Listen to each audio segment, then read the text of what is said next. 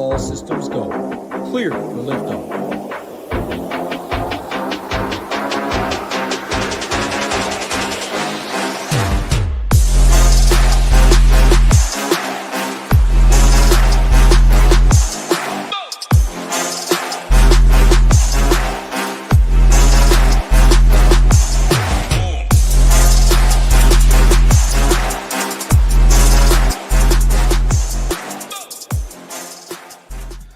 Merry Christmas Eve. Merry early Christmas to all you filthy animals. If you don't celebrate Christmas, you celebrate something else. Help you guys enjoy it. Oh, wow, something in the throat already. Anything you celebrate. New Year coming up. Hope everybody out there. Oh, hold on. Give me one sec. That protein bar, Rio, that's not a great start over here. So hope everybody, Merry Christmas. Happy whatever you celebrate. Happy New Year. Hopefully I won't be choking on this protein bar the whole time. I'm with the NBA legend, but also the NFL legend. $22,000 richer is my man Hebrewcheetah. Shout out to you. Throw it to you right away. Big night in the NFL streets yesterday. Hey, we get NFL again tomorrow and the next day, but we're here talking some NBA. How you doing today? Yeah, I'm doing good. I wasn't even going to play NFL yesterday. Looking at the slate, it was just one of those games where it's just so gross and you're trying to choose between all these shitty receivers that probably shouldn't even be in the NFL. But, ended up just kind of entering at the end right there and definitely helped after losing all my Embiid lineups that were, my single entry teams had Embiid on there and looking pretty good. It bubbled the cash line and definitely would have got in there if Embiid had finished the game. So definitely a nice little consolation prize. But, yeah, I was just kind of surprised that the payout, like I talked to you about it, the payout was such a big chop in the NFL Showdown streets with a 1.5% owned guy. So definitely wish that the payout was a little bit better, but I'm not going to complain about 22,000 or whatever it was.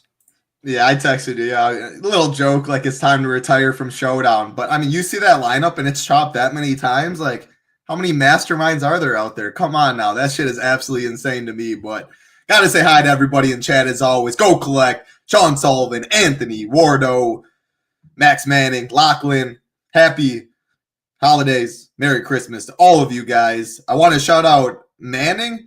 He had 30% Jacobs and Brooks yesterday combined. That was absolutely insane. I was surprised it didn't get there. It was definitely close. Rio's lineup and Mr. Mims took it over. The NBA, Embiid, what a full tweak, man. I get the NBA soft, this and that, but you can't be acting like that. It's like he didn't even want to play. He wanted to get ejected after that. That was really, really tilting. What else? I mean, people were tilting defenses yesterday. I mean, when you play a JV team, what do you expect? Defense are pretty good play. I don't know what else is on my mind. Rio, I'll say it was a bad night in the NBA streets for all the ratings people when you had Tatum get ruled out, 30 seconds before lock, and then Embiid getting ejected, and then Andre Drummond getting ejected, and then not ejected. Like, it was just a bad look for NBA last night, I would say. For sure. And then Giannis Turpin the NBA. Why aren't they on Christmas Day? I agree. I always want to see some Giannis, some Dame on there. Rio said yesterday you thought they maybe sat. Giannis sat out of spite. Who knows? A couple days off always helps too. But we're talking NBA Christmas slate. All we ask, like button, subscribe button, does help us out a ton over here. Again, 5 games in the NBA. Christmas Day, like always, they're staggered. So you get one after the other, which means late swap is most definitely in play and always important. 2 big spreads. We have a 9-point spread for the Knicks, 10 for Boston. Otherwise, a couple close ones after that. All the totals, 222.5 all the way to 233.5. So nothing really stands out crazy there. Injuries, Tatum, obviously, he is on this slate. 30 seconds before illness, he got ruled out then. Jamal Murray also didn't play. That's the only things that I'm seeing, though. I assume these guys want to play for Christmas Day if they can. So I'm going to expect and talk like everybody is in. Any thoughts on that? Any thoughts on anything before we go game by game? No, I mean, as far as the injury stuff goes, I think you just kind of have to play it as if they're gonna play. I'm still dealing with the sickness, but in terms of the Christmas Day slate as a whole, like obviously, like you said, it's a lot of late swapping stuff. You're getting information from every game because they're 2.5 hours apart. And 3 hours apart if the Philly and Boston game, the Lakers and Golden State one. So definitely late swapping is huge on this slate. I would say if you're going to be worried, like, you're with your family, you don't want to be sitting in front of the computer all night. I get it. Probably just play it like one or two teams or whatever and don't worry too much about it. I personally am probably going to be maxing the big one, and my family doesn't really do too much at Christmas anyway, so I'll be okay there. But I was looking back at the Line Star perfect lineup last season for Christmas. It was 2 spend ups. I think it was Luka and Anthony Davis, and then like a mix and match of mid tier and value plays. It was a little bit different last year because I think who was it that was out for? I think Embiid was out last year on this Christmas Day slate. So we had everybody's playing Paul Reed, and then Mo Bamba ended up getting there at like 3.3K, and then Phoenix, I believe we're dealing with some injuries as well.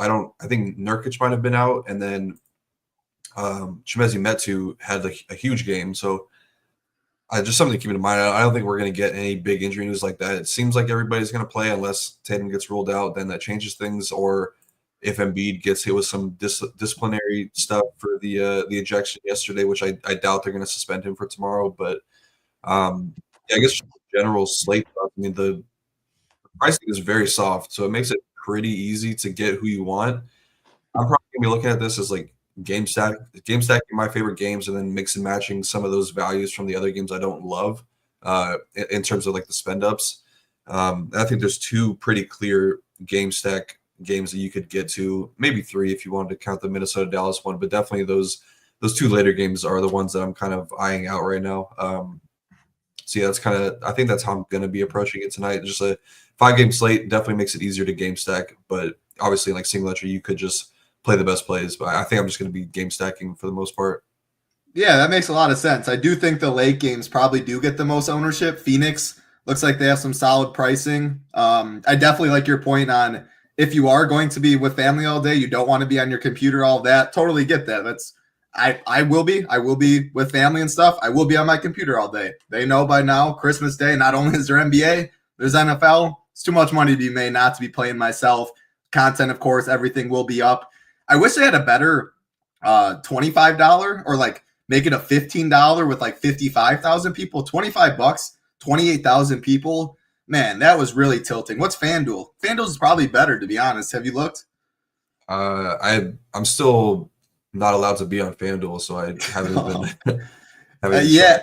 Okay, I like what FanDuel did for sure. $5.25, 68,000 people, 100K to first. Obviously, like you take third place, yeah, you're probably getting pennies. $5 though, or $5.25 to have a chance at 100K, almost 3x the contest size, like 2.7 probably. That is definitely. I'll be maxing on FanDuel for sure. Probably I'll throw some in that $25, but man, it's going to be a lot of probably regs 150 max, and I assume I'm not sure how many of those computer bros have a life out there. No, I'm just playing, but it makes it tougher for the casual player to want to play in those tournaments. Like it's definitely going to be all the sharks in there. And I mean, they've been running those satellites, but it's so hard to get a meaningful amount of tickets for that. Like I know I know Triscuit has 43 or something like that. So that's a good amount, but like the casual player is probably not getting that many tickets for it. Shout out Triscuit, shout out Jordan in the Shiptimizer chat, always helping out. It's Merry Christmas, Richie Smalls. Anyone else come in? Nope. Looks like that is it. So I say we go game by game, Rio. We started off again, first game of the night, and the first game does have a pretty big spread. The New York Knicks, 9-point favorites over the San Antonio Spurs, 224 total. Again, that is the second biggest spread on the slate. The other one is 10 when we get to Boston over Philly. Looking at this game again, we don't have our projections up. We don't have ownership up. That will all be up. I assume this afternoon with lock tomorrow at, what is it tomorrow? 1 Eastern, Rio? 1 Eastern, 12, noon Eastern. 12, yeah. Noon Eastern. It messes me up in this Wisconsin time zone from the Arizona time zone, and you're a different time zone. Everything's messing me up. But noon Eastern, big spread for the Knicks. I don't think this game gets too much ownership, to be honest. You mentioned the late games. I think that is where a lot of the ownership does go.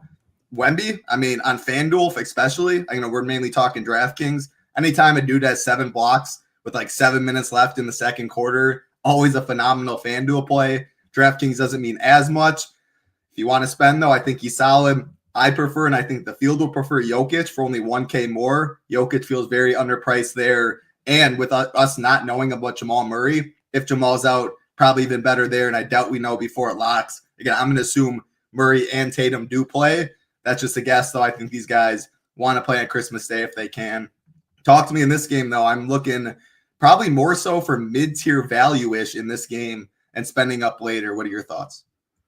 Yeah, I think that's probably how I'm going to play it too. I wrote up all my stuff without seeing any sort of ownership, but now I'm seeing some ownership coming in for these games, and it's definitely a lot more interesting now seeing Cat and Wemby projected for single-digit ownership.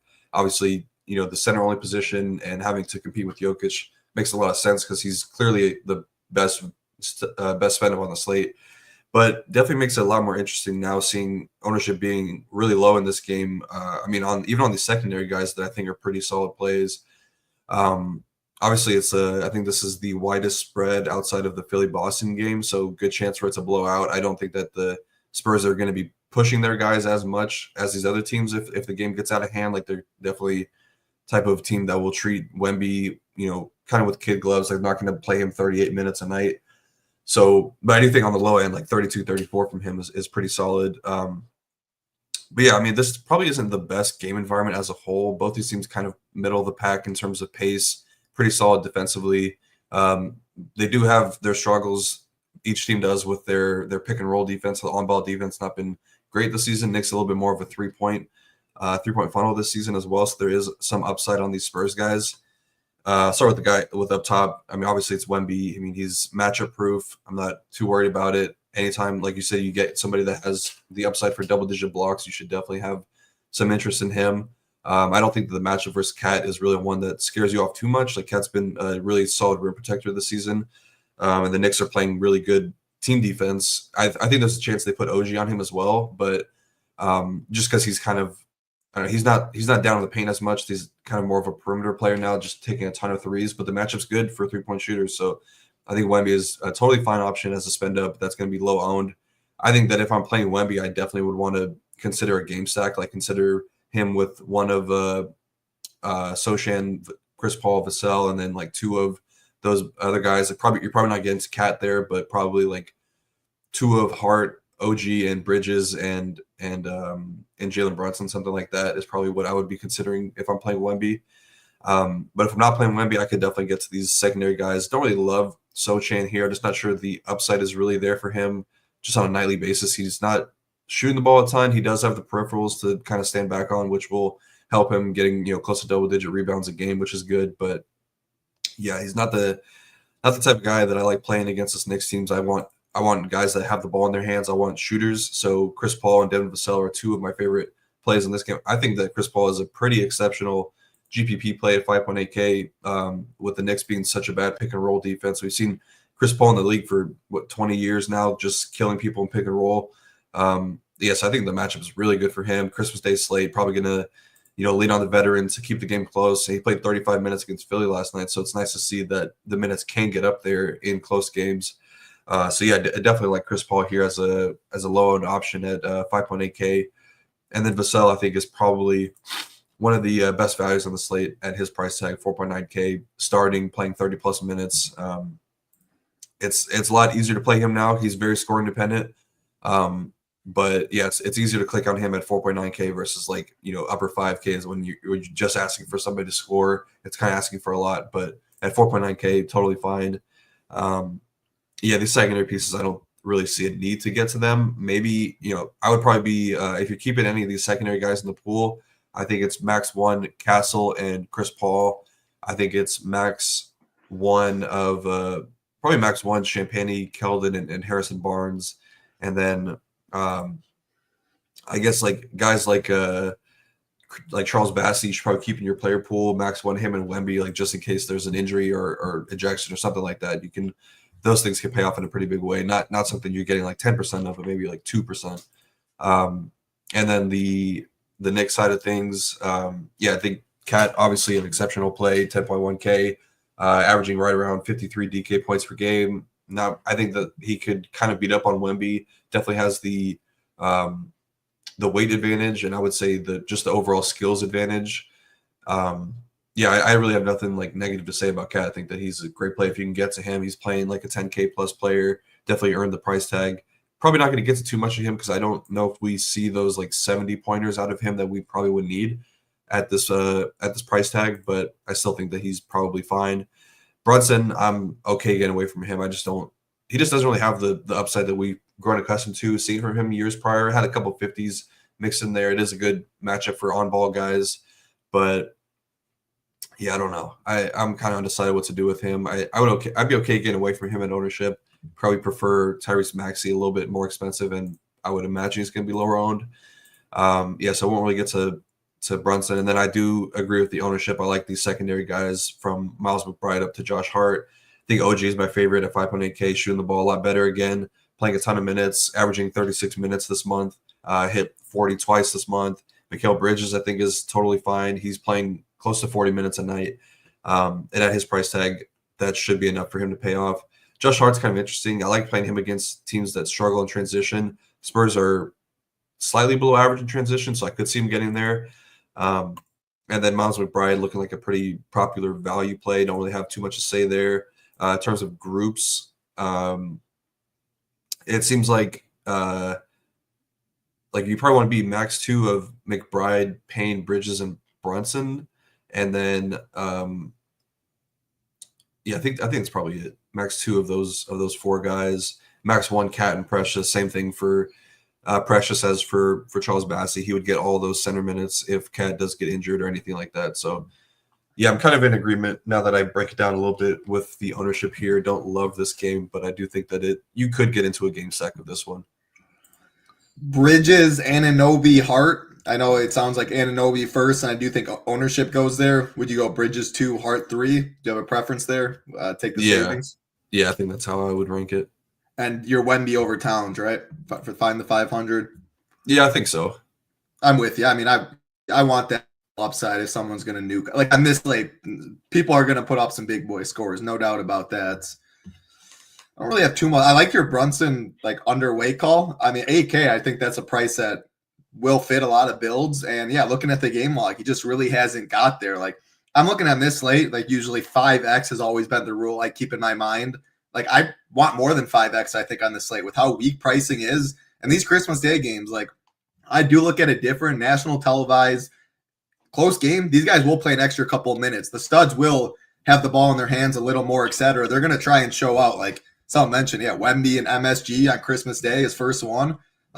All that sounds pretty good to me. So, yeah, I'm in agreement a lot with you. But especially the mid-tier values, the Vassels of the world, the Anunobys, the Mikal Bridges, the Chris Paul. I definitely like your CP3 shout out. Precious Achiuwa. I like his power forward eligibility on a Stars and Scrubs build. Good point per minute guy. If Cat were to get in foul trouble against Wemby or something like that. And I did like your shout on if you are playing Wemby to go more game stack it because you expect it to be close the whole way. Again, 9-point spread. A 9-point spread is kind of a lot, but just say that it's a 9-point game with 4 minutes left. I still think every single starter's in. So it's hard for me to try and predict too many blowouts in this one. I will say this game's going to get a little more ownership by the look at it than the Philly Celtics game. I think that'll be the lowest owned game on the slate. And I do prefer this game to start. Last thing I'll mention is late swap wise. If you play more of this game or if you don't, but whatever way you go, you jam it, you know where you're sitting for sure. You have all flames. Some of your low owned pieces in the other games, you can then change to some chalk. Couple pieces bust. Well, then maybe you have to get a little different, but maybe you're just playing for the min cash equity, etc. So always be looking at your lineups, and that's why I think you made a really good point in the beginning. If late swap's tough for you, or if you're just with your family, you have to go to the shitter a couple times there to go on your phone and do it with 1 or 2 lineups, not with 10, 20 lineups. I think that's a great way to approach it. But actually, for a 9-point spread, I think this is a pretty appealing game to start it off, and one that I'll have a decent amount of. Anything else in this one before we get to the next? No, I just wanted to kind of piggyback what you said about players playing more minutes. These Knicks are already playing a ton of minutes. So it is within the range of outcomes for guys like Josh Hart and Mikal Bridges to legit play the whole game. We've seen that from them before. Doubt they would want to do that at this point of the season, but we've seen Bridges play 46 minutes. We've seen Hart play 42 like on a regular basis. So I think that you could possibly project these guys as if they're seeing 42 to 44 minutes. Probably 42, I'd say, was on the high end. But yeah, I just want to kind of piggyback off what you said there. Yeah, and I was even more talking just like the whole slate in general. Like the Knicks, we already know get a lot of minutes, but yeah, I think you can bump the starters' minutes a little more. Last thing, Deuce McBride. Let's just say what percent you think you could be? 30%, something like that at his 3.8 tag? Again, I don't have a good gauge on ownership. I'm just looking relative to the slate, the first look there. If that was the case, I wanted to say, like, as one of the more popular values, what are your thoughts on that? Like overweight, field under as just like a scoring, shooting dependent guy that obviously can snowflake or go off for that price. Probably a guy I would look to get underweight on because there are some decent values. It might not be like a straight line pivot of a value I'm looking to get to, maybe more like a construction standpoint. But I think there are pivots to get to in that Philly game. And I mean, probably not in the same range as McBride. So I probably agree that he's a good value, like probably one of the best values on the slate at his price tag. But yeah, like you said, I mean, he's just a scoring dependent guy. Like we've seen him floor in the single digits and obviously upside in the upper 30s, but those are blowouts. And yeah, like Wardo said, they do have Landry Shamet now. He's used to playing for the Knicks, so I think he was with them in preseason. Definitely a guy that's going to get minutes, so we're probably not seeing those super high-end minutes from a guy like McBride. So probably somebody I'm looking to get underweight on. I like it. I like it a lot. Let's move to the next game on the slate. Again, that game was at noon Eastern. This game is at 2:30 Eastern. Lowest total on the slate, 221. A lot of these are pretty close, though. The Mavs, 5-point favorites over the Timberwolves.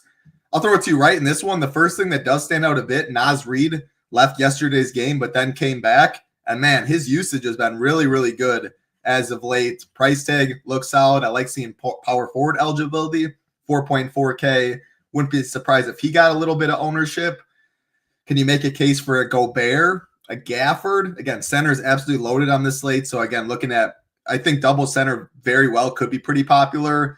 Pivoting at a popular center or pivoting from a popular center is one thing I'm interested in. If you think one of these guys do have some upside, but like the power forward center eligible guys, like the Precious, like the Nas, I'm more likely to play them in the power forward position at first glance. Take away this game. Thoughts on Gobert, Gafford to start at the center position? Yeah, not a game. This is probably the game I'm the least excited about. I guess it would be the same thing as the last one. Like if you're playing these spin-ups like Luka and Ant, probably looking at a game stack, but I'm probably going to end up underweight this game as a whole. Yeah, I do think that, I mean, Gobert, like I've said it a lot in these shows, like he's just not somebody you look to for ceiling. He can randomly get like that 40-point game, but that seems like the absolute ceiling for him, and he's got to play close to 40 minutes to get there because he's just not scoring. You're relying on him to get a double-double and rebounds because he's not really getting a lot of blocks anymore. So, yeah, probably not somebody I'm looking to play too much. I do think that Nas is a great play, though. There's been a lot of talk within the Minnesota Timberwolves, fandom, and even some of the beat writers are saying that they need to start him, possibly for Gobert, possibly for Julius Randle. I think that a trade for Randle would probably make the most sense to free up more time for Nas. But, yeah, I mean, he's too good for them to keep off the court. Their offense has been terrible this month. Who's the guy that you need to kind of make things go? It's definitely Nas. So I think that he's probably my favorite value on the slate.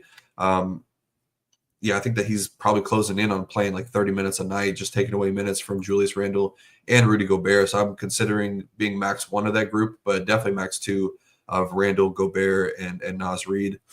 But yeah, I mean, in terms of like the game environment, these are two, as bad as Minnesota's been offensively, their defense has been really good this month. Both teams are in like the top 5 defensive rating this month. Really good rim defenses, really good 3-point defenses. Mavs a little bit worse in the pick and roll stuff, but all in all, this game kind of sets up as a low scoring affair. I think that Ant is kind of unplayable right now, just with how bad he is on offense. That obviously could turn around in a moment's instance. Definitely on a day like a Christmas Day game where he's probably going to get close to 40 minutes is a good chance. Got fined. I mean, he might have some motivation, but all these dudes want to do something. Like he has a price tag, so keep going. Yeah, exactly. It's not cheap. Like I talked about it yesterday. The 8.7 price tag looked cheap, but now it's looking like you need him in like the low 8Ks to really play him. It's just not mean, even I don't even know what his highest scoring fantasy point game was this season. I think it's like somewhere like 54 to 58. Like that's just not. It's just kind of like it's Levine levels of like floor. Like it's hard to play him. I say all this, and he's probably going to go off tomorrow. But like that's just kind of where I'm at with this team right now. It's just they're broken on offense. It just seems like there's a lot of turmoil on the inside as well. These like the kind of Ant's kind of like not calling out his teammates publicly. Julius Randle's kind of like talking about the team publicly. It's just not a good look. So Julius Randle's buns. I don't care. That's not a dude I want on my squad. I have never been a fan. Like he just pouts, puts his head down, bully ball. He's not someone I like. Yeah, don't tell Wardo that. Need the earmuffs again for him. But yeah, I think that if I'm getting to these Minnesota guys, it's probably just the cheapies. Like I don't want to play Randle at 7K. He did put up a ceiling game last night. I mean, these are just empty stats. Like they lost again. He put up 46 DK points.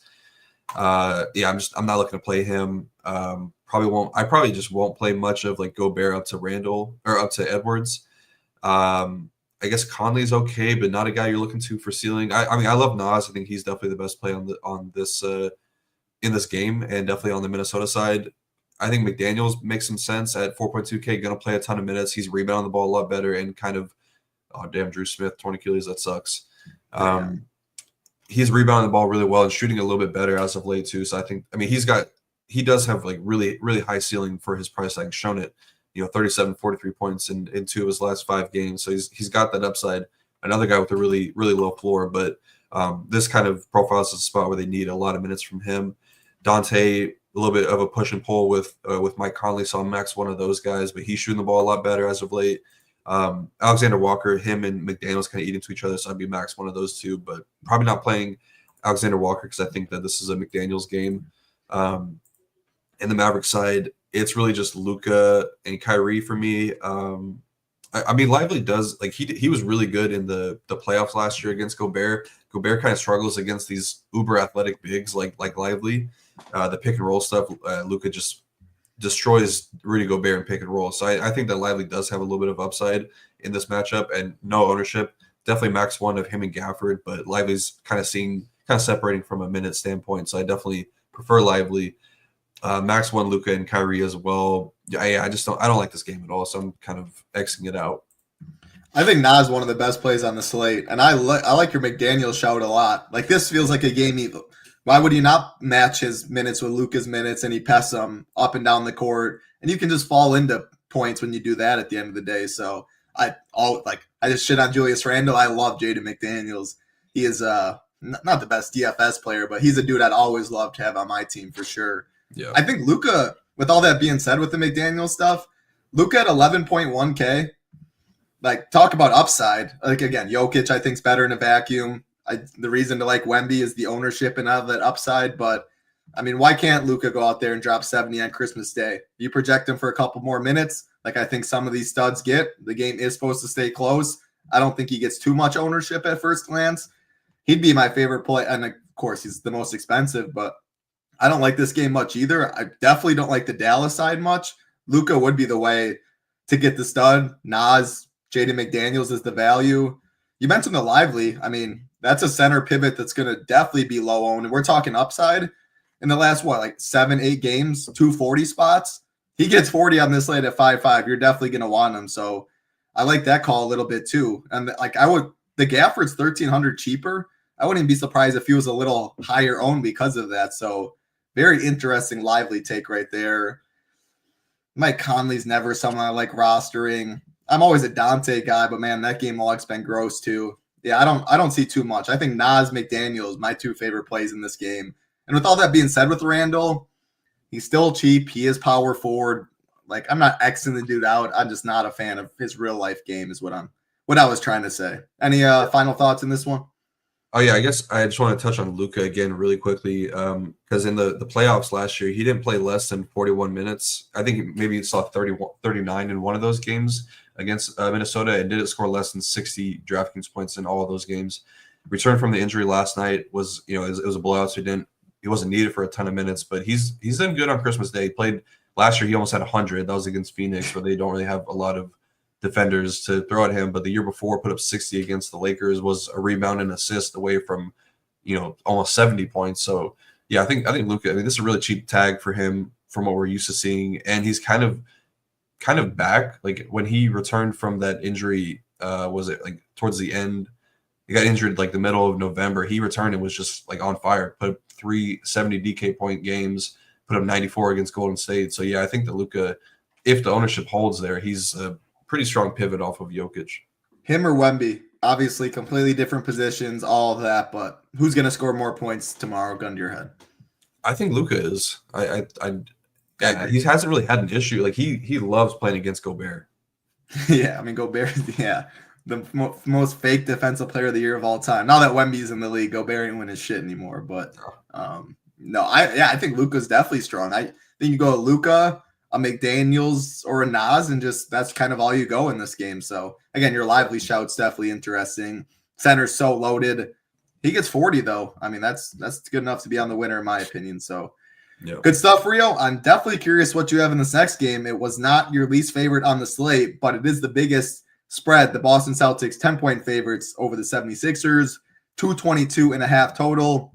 Again, the Tatum, 30 seconds before lock, somehow got sick and they just found out. I'm assuming he's going to play today. Or tomorrow. We will see. Embiid full tweaking. I assume the NBA, they don't want to suspend one of the biggest names in the NBA for this one. So I assume he will be playing as well. If any of that does change, of course, projections, ownership will be updated. I guess before we get to that, that's a perfect segue.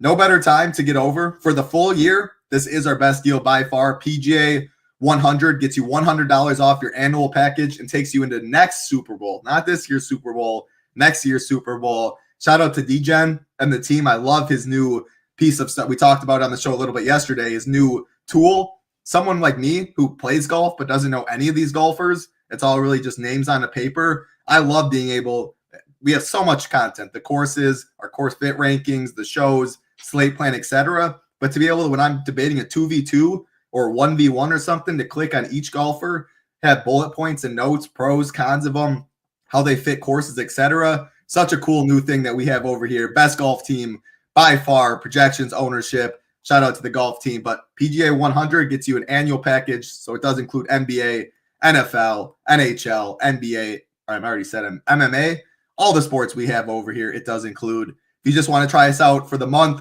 BF50 gets you 50% off your first month. Also includes Shiptimizer if you want to add that as well. That was no better segue. Easy job right there. Again, ownership projections for NBA, the Stone, everything will be up later tonight.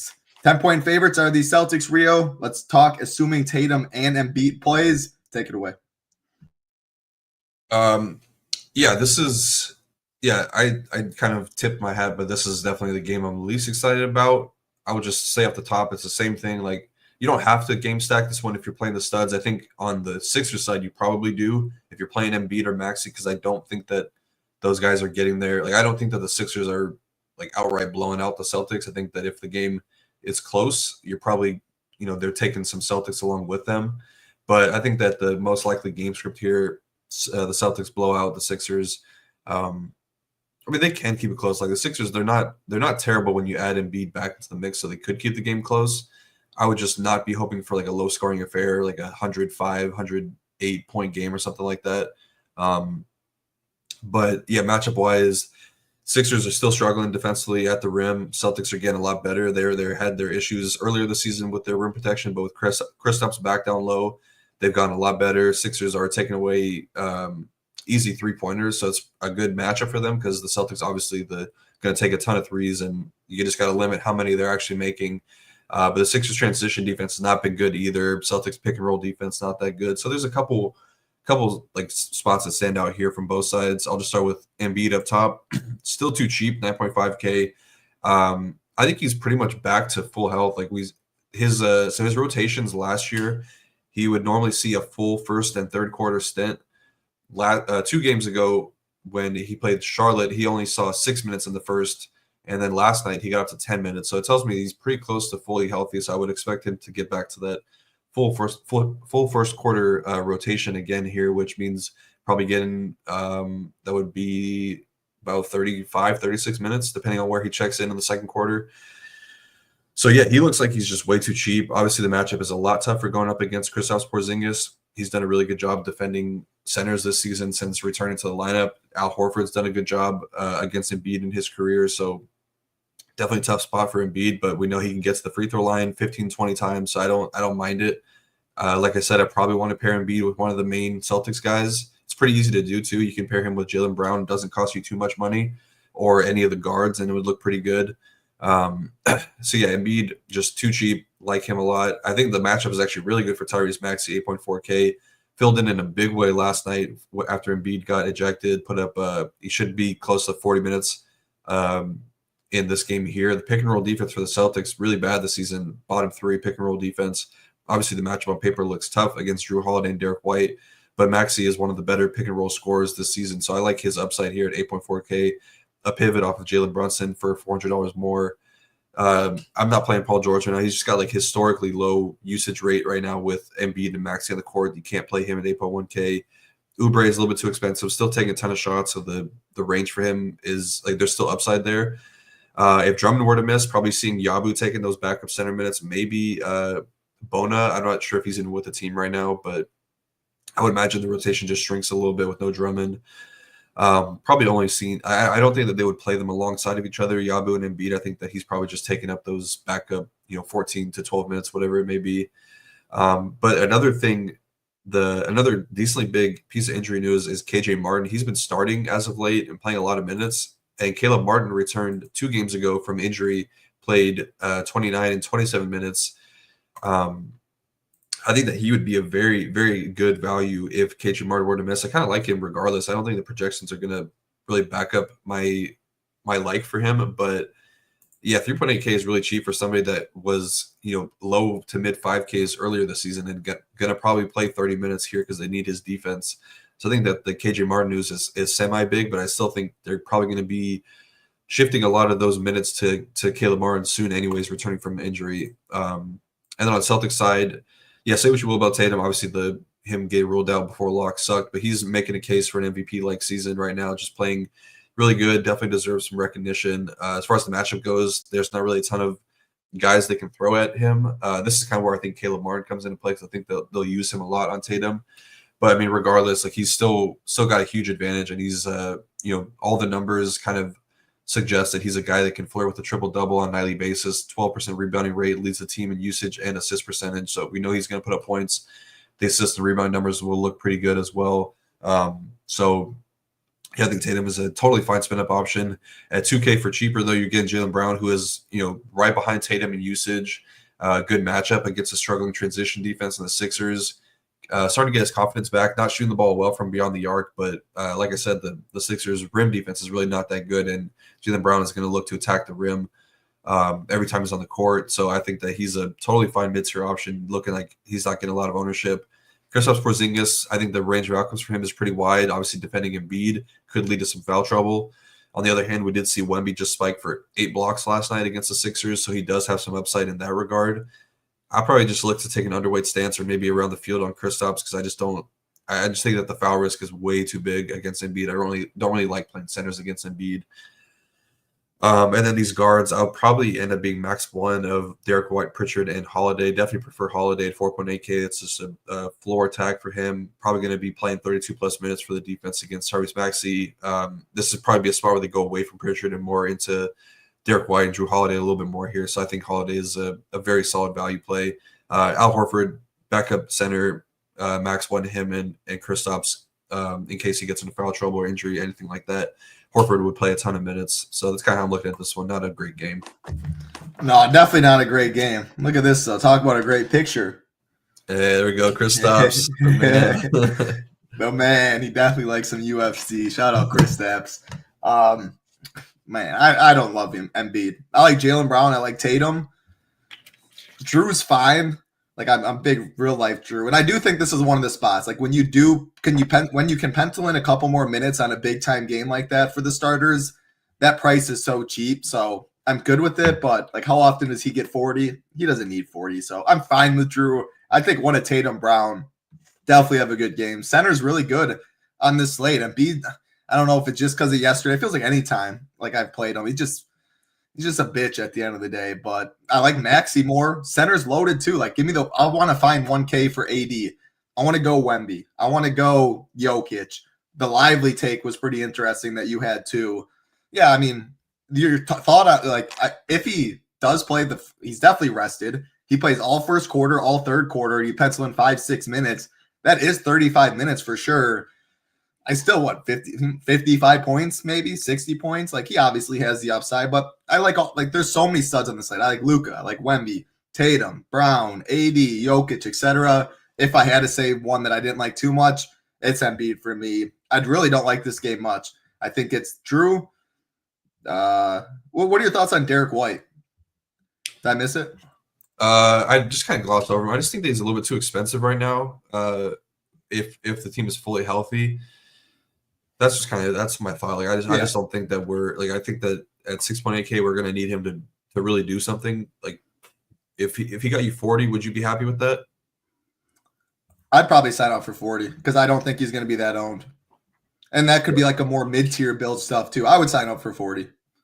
But yeah. I don't love this game much. So I think how I'm going to approach it is like I probably will play a Celtic in a decent amount of lineups because I do think one of these guys nuke, whether it's Brown, Tatum, Drew as a cheap tag. I think White probably gets overlooked a bit, but I won't have really much 76ers. I think Maxi's fine, like you said. I don't like Embiid much. And the Caleb Martin shout, very interesting. If KJ Martin's in, you still are good with Caleb Martin? Or I think so. Like there was a note earlier this season. I think it might have been like a week or two into the season where Nick Nurse basically said like he wasn't starting and everybody.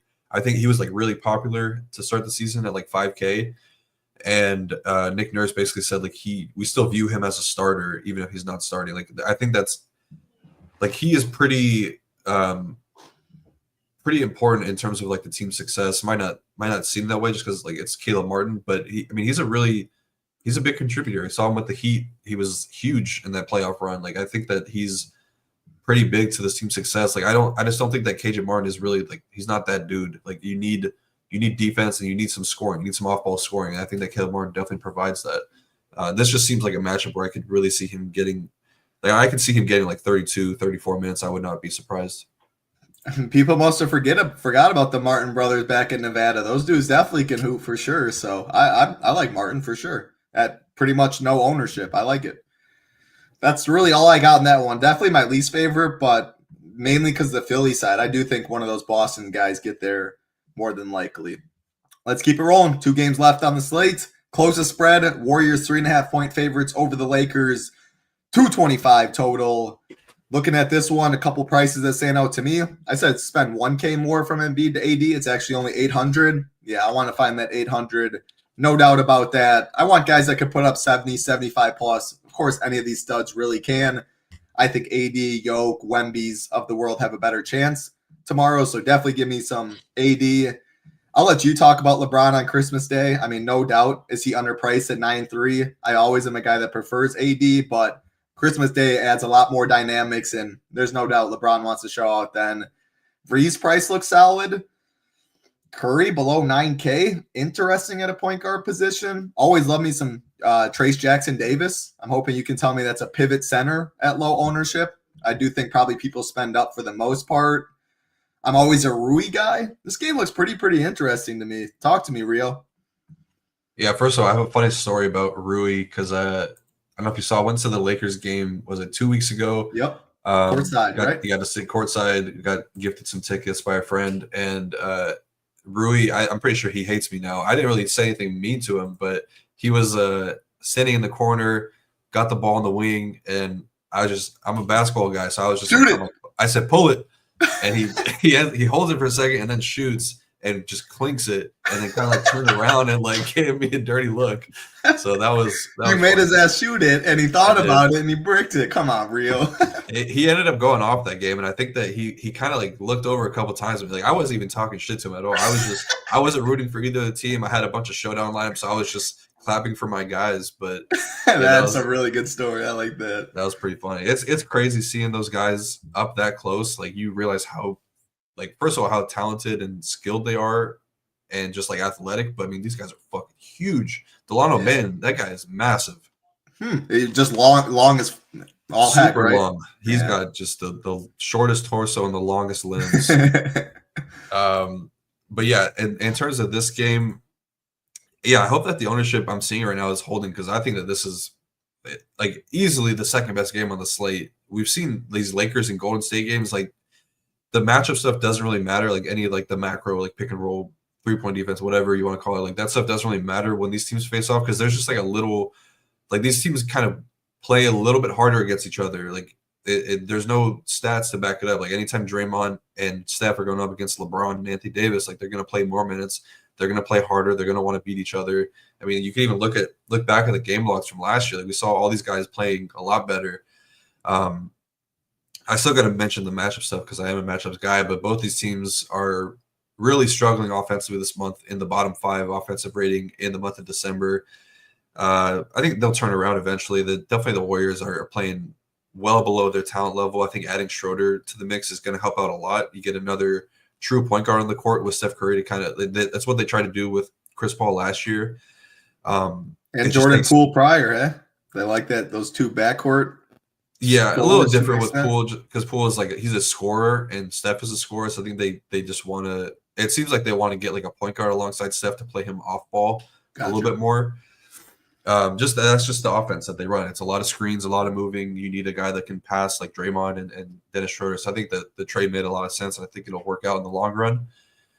But yeah, it's a struggle. It's a struggle right now for both teams. Not looking good offensively. Lakers have been bad defensively all season long. Their transition defense is terrible, as well as their on-ball defense against guards. So, and the Warriors are a top 7 transition offense this season. So, good spot for these Warriors to put up a big score.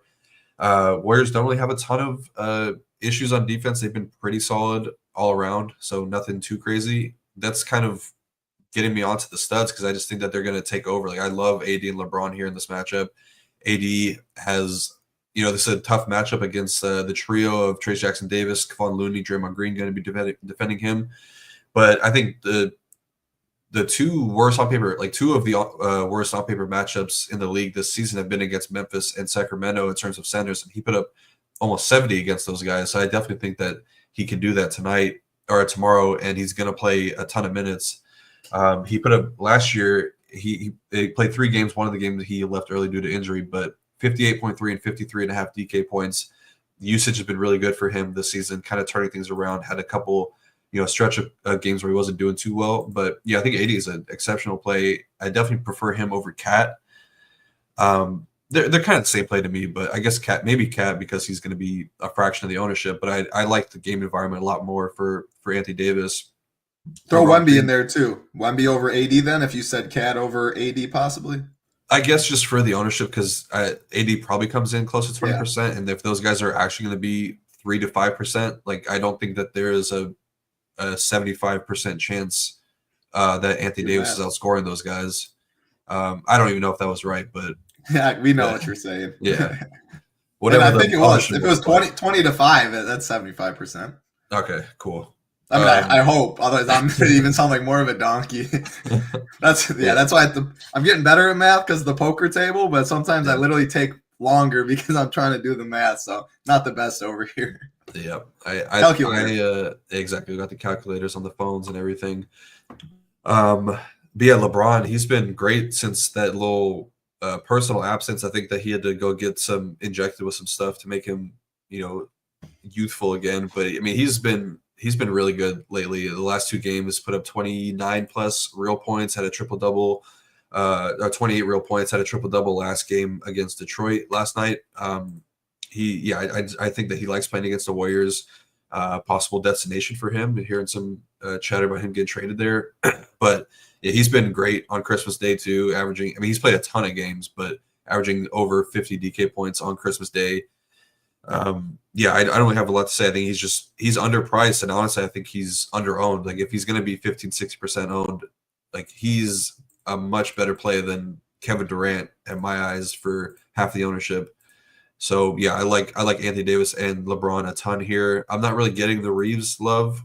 Maybe it's just a price thing. He's playing a lot of minutes, but did have a couple good games after coming back from injury. I just see this being a game where it's all LeBron and AD, and I don't really want to get to the secondary guys. I don't think that they're doing enough for me. Maybe Rui Does the last man in 5.4K. Max Christie, no thank you. Say I like the guys up top a lot for LA.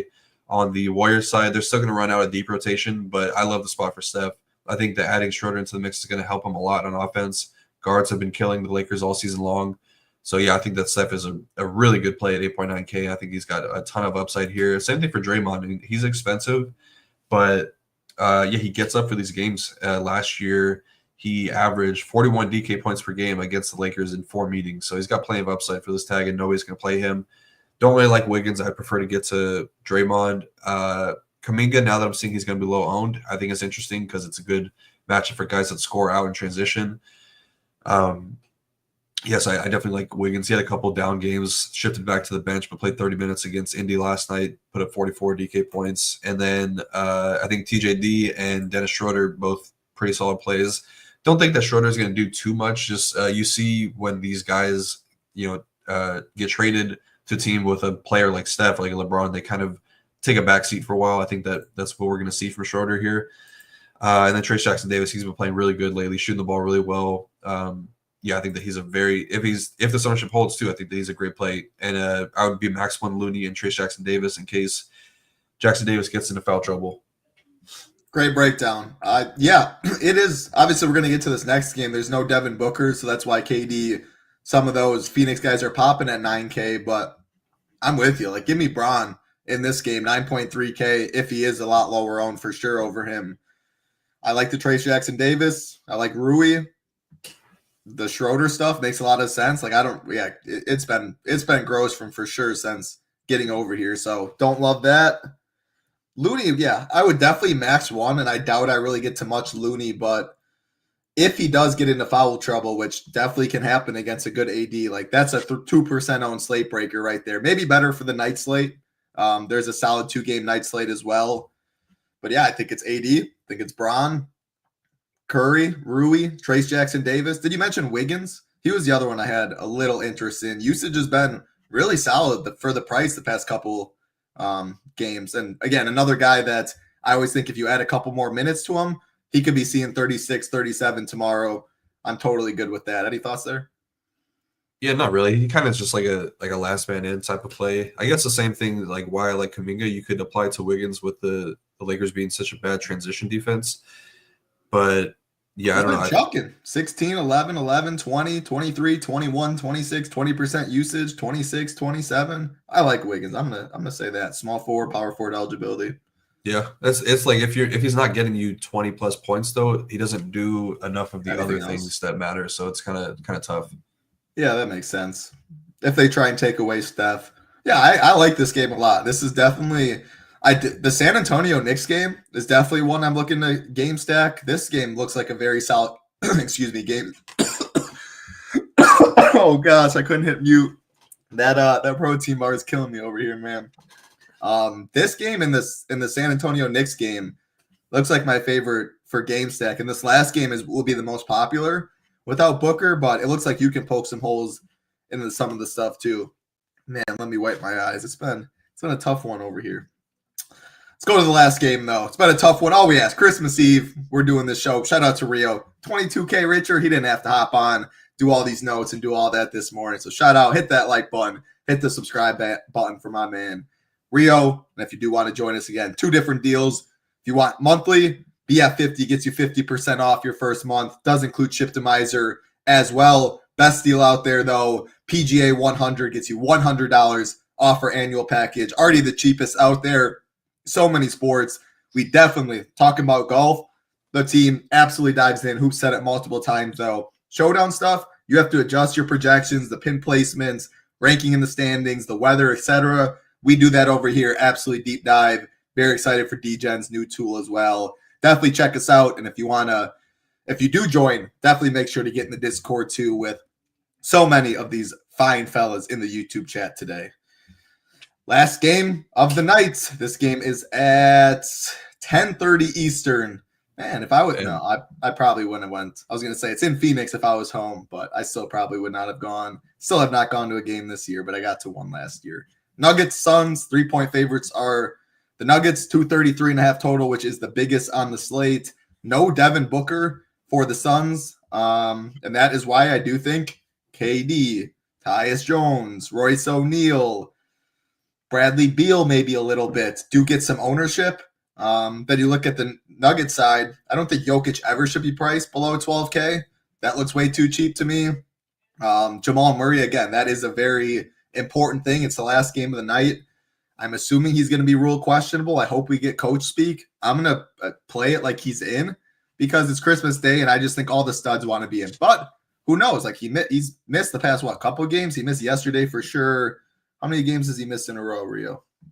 I think it was just that one. Just that one, yeah. So I'm going to expect like he plays, and 7.4K, if people are scared to play him as well, maybe I'll lean into that. If I feel good that he plays and it's the last game of the night, hoping he is questionable, that's something I actually might be really interested in.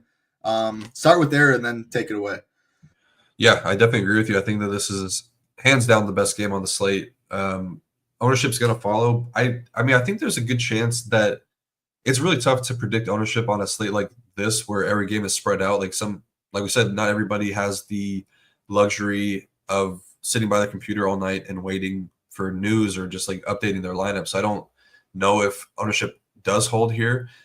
If it does, a little bit tougher because, I mean, we've seen a lot of guys 30 plus ownership here in this game, but I think it could come down a bit. But yeah, I definitely have the most interest in this one. These teams just played, so they'll be very familiar with each other. But yeah, I mean, it definitely starts with Jokic. I think he's hands down probably the best player on the entire slate. You're not worried about the matchup against Nurkic and Miles Plumlee. Should be well rested. Only played 30 minutes last game. So yeah, I don't have anything to say. He's averaging 67.6 DK points per game. MVP front runner, definitely the best play on the slate. A guy I'm probably going to be jamming in my single entry lineups. I do agree with you though on Jamal Murray. I would expect him to play. He's been playing a lot of minutes lately. I think that it might have just been a situation where like a planned rest situation. Played 41 against New Orleans the other night. Played 38 and 38 against Portland, Sacramento. So it could just been a situation where they're trying to rest him. But if people are scared off him, I agree with you. I think that he's a great play. Like to attack the Suns with guards. It's been the thing for the past couple of years. They're terrible against pick and roll guys. I think they're bottom 3 in the league against pick and roll scorers. He's playing a ton of shots lately, or putting up a ton of shots and scoring the ball really well. 20 plus points in 4 straight games. Does a little bit with the peripherals. I think that Jamal Murray is a really good play here. I think that you could still play Russell Westbrook if Jamal is in. I think that the push and pull is a little bit on Michael Porter Jr. We saw MPJ get benched against New Orleans in that second half for Russell Westbrook. There's a lot of speculation about him getting traded too. So I think that you could definitely play both Russell Westbrook and MPJ, but I would be max one of those guys. I do think that Russ he does enough on defense. Zion's coming back soon. He does enough on defense where he could still play like 30 plus minutes. He's played 30 plus in 3 out of his last 4 games. And he's got a ton of upside. Nobody's going to be playing him. So I do like Russ here a good bit. And the secondary pieces, all fine. MPJ, Aaron Gordon, Christian Braun. Nothing about them really stands out from matchup perspective. Christian Braun is 5K and playing a ton of minutes, so he's fine. And Aaron Gordon he has the games where he could just randomly pop off for 35 points or whatever it is. Seems like that's probably the ceiling for him. But good price tag. On the Phoenix side of things, yeah, Kevin Durant, obviously all these guys are going to see an increased usage with no Devin Booker. Kevin Durant has been very solid from a point per minute perspective, averaging 1.42 DK points per minute with a plus 7% usage rate. So the price is very fair for him. 60 DK points in 2 of his last 3 games. I do prefer LeBron for a little bit more expensive, but I have nothing negative to say about KD. Matchup is nothing you're too scared about. Yeah, I think he's a really, really solid play. Makes a ton of sense in game stacks. Bradley Beal's been pretty good lately. He's just fine, though. He's like around 1 fantasy point per minute without Booker this season. Does see a little bit of a usage spike, but nothing too crazy. The guy that I am interested in is Yusuf Nurkic because he does have his range of outcomes is really wide. He only played 15 minutes against Denver last night, but anytime one of these main guys misses, you see his playmaking uptick in a pretty big way. 6 assists 2 games ago, 4 assists last game in just 15 minutes. Looked like he was, that's like almost going to be slate-breaking numbers if he ended up finishing out that game. Probably would have got a double-double and finished with 40-plus DK points. Just know that the range for him is really low. He could easily get benched if he's getting cooked out there. So trying to be mindful of like how I play him. I'm not sure if I want to play him with Jokic you probably still could, but you are asking for a lot of things to go right there. But yeah, I think that he's a really solid option. Nobody's going to be playing him either. Tyus and Royce O'Neal, really good options in the low mid tier range. Tyus looks like a really strong value at 5.2K. Same with Royce. I think both these guys make a lot of sense, especially in game stacks. They're going to play a ton of minutes. I guess I didn't even realize that Grayson Allen was out too, so that's decently big. That's another rotation guy that's going to be missing. Yeah, I got to look back rotations or like the popcorn machine stuff for this game, because this was I literally was finishing it right before we got on. But I'm just trying to see. It looks like Ryan Dunn got some minutes over Yusuf Nurkic. So I'm wondering if they just went small ball, a little bit more versatile defensively with him out there over Nurkic. Let's see. I just pulled it up. Nurkic. He didn't pick up any fouls. He played 5.5 minutes to start. And then a quick 3-minute stint, it looks like, in the second. It was blowout. He played in the blowout. Ryan Dunn, I'm talking about. Yeah. Oh yeah, because all those bums got in. But I mean, when Royce O'Neal was still in it, I guess all those guys, it must have been a huge blowout the fourth quarter. So none of the starters for Denver played in the fourth. Yeah, it was definitely the blowout. So what are your thoughts? Ryan Dunn still got very solid first quarter. I mean, even when the game was close, like he still played 4 minutes in the first stint. But then probably 2 been minutes. like 22. It would have been like 18 minutes. You take away the fourth quarter run. I'm not sure. He probably would have still played like probably 23, 24 minutes. Yeah, he was on pace for, and maybe even a couple more. And there wasn't foul trouble. Interesting. I mean, the Tyus Jones, like Tyus Royce, probably two of the most popular plays on the slate, but I think there's so many other ways to get different on the slate. Like, I'm not saying lock it, but that's the last thing I'd rather go underweight on is no Grayson, no Booker. I mean, I always love playing Tyus too. The dude is a very good basketball player, good DFS player, etc. So the KDs of the world, though, the Beals of the world, we just talked about, assuming they do get ownership, we talked about so many studs on this game. Like Jaylen Brown's close enough to Beal. Give me Jaylen Brown if he's less owned right there. KD's ownership, like there's Tatum. There's, again, you have to spend more for the Wembys, the Lukas, all that of the world, but there's plenty of value. Like all those guys are mispriced. Yeah, I'll probably be underweight on the KD stuff. Probably underweight Embiid. I know that's a different game, but I'm just trying to think through the studs because it's going to be hard for me, like the AD, Wemby. I guess naturally I'll probably have to be under Cat because center's so loaded on this slate. You have to pick stuff you like. I love Jokic. It's hard, man. So I guess Luka, didn't even mention him. Like I think Luka's really, really strong. So I just don't, if KD's going to be the chalk spend, I'm probably going to be underweight there is my thought. Definitely not going to be underweight the value though. Otherwise you broke it down really well. I just try and add what you say, my thoughts initially, then after that. Beal, don't love it. KD is fine, but I think there's enough other pivots in that area at less ownership, what it looks like right now. Maxey in that same range too, who you liked. Any final thoughts? Great breakdown, as always. And the Nurkic calls, interesting, like you said, range of outcomes. Definitely could get you an absolute stinker and your lineups aren't doing anything. But when you're playing tournaments, all you really care about is first place. So much money up top nowadays. He can, at low ownership, put up a nuke. So, and then final thoughts, that game, the whole slate, great job as always, Rio. Yeah, I mean, as far as this game, like, I guess if we are being underweight Durant, it makes sense to get overweight some of these other guys. I agree with you. I don't think Beal is like a great play, like 30. I don't know. I still think 40 is going to be enough from him. Him or Derek White? Assuming Derek White's probably lower. What do you have ownership at right now, you think?